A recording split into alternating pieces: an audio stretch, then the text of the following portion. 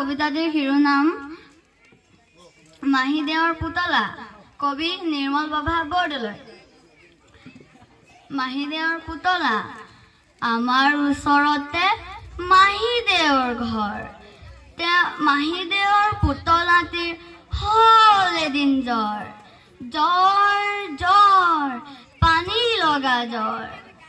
হাঁচি হৈ doctor doctor মাহীদেৱে ক'লে। ডাক্তৰ আনিবলৈ দাদাই লৰ দিলে। দৌৰ দৌৰ দৌৰ টক টক টক দুৱাৰত ডাক্তৰে কৰে টক টক। পুতলাই ভয় খাই কপে থক থক। ভয় নাই ডাক্তৰে ক'লে। লাহেকৈ পুতলাক